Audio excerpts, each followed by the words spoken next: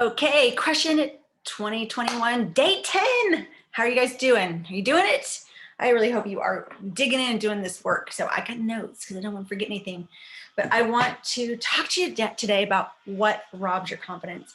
What we're trying to do here is get a clear picture of what serves us and what doesn't serve us, and what our compelling future is, what our positive point is, where we're going. And I have to tell you guys, hard work doesn't equal success. You know what equals success? Your state of mind. Your state of mind has to be primary for you before you will have success that you want in any other area of your life. Oh goodness, for the rest of the time these videos are ever up, everybody's gonna look at that poor little plant and say, that poor little plant. Okay, so we want to build consistent confidence. That's what we're going for. And the way to navigate ourselves to confidence, not only building it and creating it, but also navigating around it when we're not feeling confident. I think another thing that makes us feel confident is doing what we say we're going to do, following something all the way through. If you said you're going to do this 10 days, this 30 days, do the 30 days. Don't miss a day. If you miss a day, go back. Like, commit to yourself. I just had this monumental commitment that was, challenge that was given to me. And I wasn't able to finish it in the parameters of the timetable that was originally given to me because of circumstances. We have that in another video, but I'm not going to not do it. I'm going to commit to it and follow it all the way through, because what I get from that is huge. And that's what it's about. It's about what you get. So you got to set yourself up so that you get everything you need to be confident, to know how to navigate situations, to be true to yourself, to raise your energy vibration, and quite honestly, raise your lowest common denominator to as high as it can go. Okay, so here's your question for today. What robs your confidence? What's going on in your world that robs your confidence? Well, I'll tell you one thing. I have not turned the news on. I'm not going to watch the news. I will figure out enough as I go along. And if something's really seriously happening, somebody's going to tell me. I don't need to put on the news to find out what's going on in the world, because I'll figure it out as I go. It doesn't do anything for me. The news doesn't serve me, not even the little slightest bit. I turned off the news over 10 years ago. And anytime I see somebody in a negative place, I'm pretty assured that they're spending a lot of time either in negative social media or social media at all, because social media can be one of those things that robs you, or a lot of times in news. So news is designed to sensationalize. It's biased, it's one-sided, it's done that way on purpose because it's catering to certain groups of people. So news is one of them. Social media can be one of those.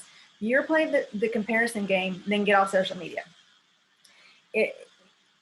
It's so common for people to sit there, and especially if they're trying to grow their social media, or they're young, junior high, high school, and they're still really peer reliant.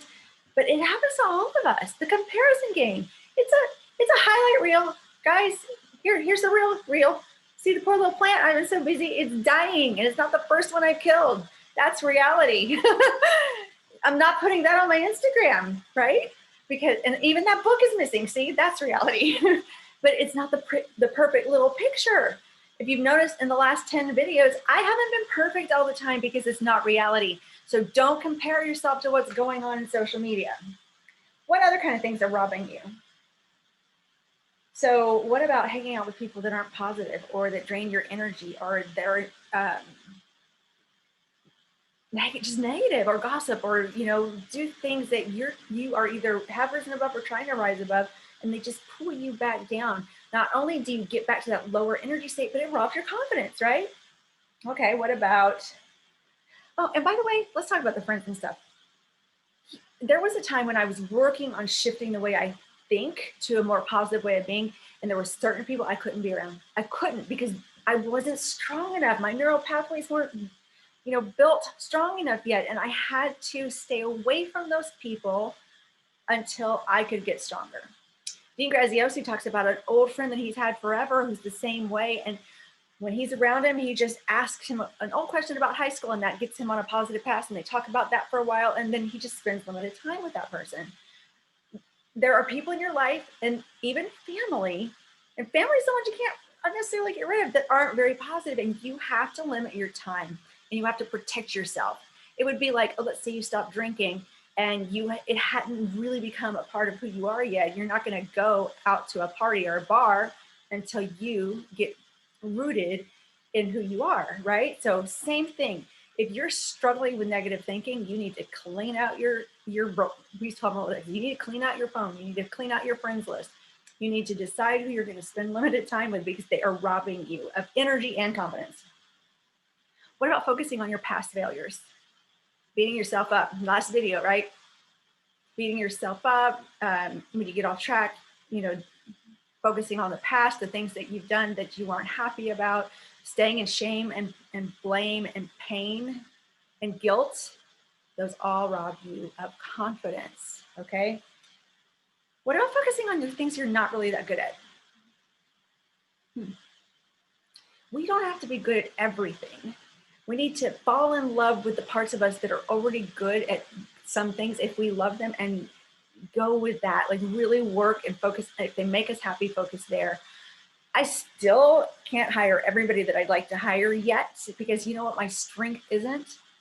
Doing the paperwork. I don't love it. Right now I still have to do it. So I still surround my bumper, all of that, with all the other things that I am good at and I am positive about.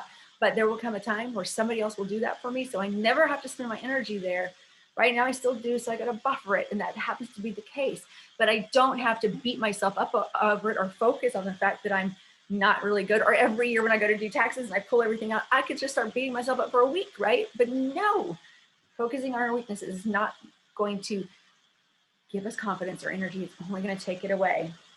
What about focusing on what you're not, or what you think you should be? Especially with past stuff, I think that happens, but it also happens with, I should be skinnier. I should have lost weight last year. I should have stuck to my plan. I should have, could have, would have, whatever. Focusing on what you are not, who you are not.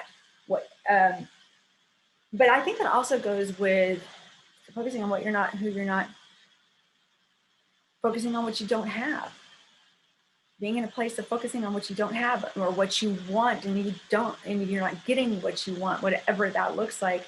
You will never create what you want from that space. Never. It won't happen. It's impossible. You cannot create something positive with a negative mind. You've got to change and protect your thoughts above everything else. Here's some other things that I do. Of course, there's your old stories and your old behaviors and your limiting beliefs, right? They all rob you. Again, this isn't, you work through them regularly. So you keep excavating them until you actually unveil the real you underneath there. That's a continuous process, and things will definitely one day fall all the way away. But that probably just means you're going to go to a deeper level. So get good at and used to excavating. Then, of course, here's some avoidance behaviors. I'm gonna come back to that, or just not keeping your promises to yourself. I think that's huge. I really want you to think about an area you're not keeping your promises to yourself, and set a new commitment, lower the bar if you need to, and keep your promise. But my favorite thing is avoidance behaviors. If I don't want to do something or I'm in a negative place, I'll just go straight into avoidance behaviors, and I feel like crap afterwards. They rob my confidence. What could that be for you? Could it be binging on social media, binging on Netflix, playing phone games for hours on end? What else? Oh, how about this one? Too many glasses of wine. Yeah, or whatever. That will definitely rob you of confidence, because you're never going to feel your best if you're drinking too many, and you're not going to show up your best. And so it's just going to continue and perpetuate that process of robbing your confidence. And then let's see. I guess that's all I can think of. So here's what we're going to do for homework. I want you to identify what robs your confidence. Write a list, make a list, because these are behaviors that you want to become aware of, so you can shift them. We need to create the consistent ability to change our state of mind. And we're going to start with what robs us first, because how do we get to where we want to go? We first identify where we don't want to be. All right, I'm so proud of you guys. Love you. See you tomorrow on day 11. And if you are here on my YouTube channel, please hit the subscribe button and the little bell so you don't miss any of our videos coming up here. We're only on day 10, and so we have another 20 to go. This is what we're all about here. Building and helping others become the very best version of themselves they possibly can be. All right, bye everybody.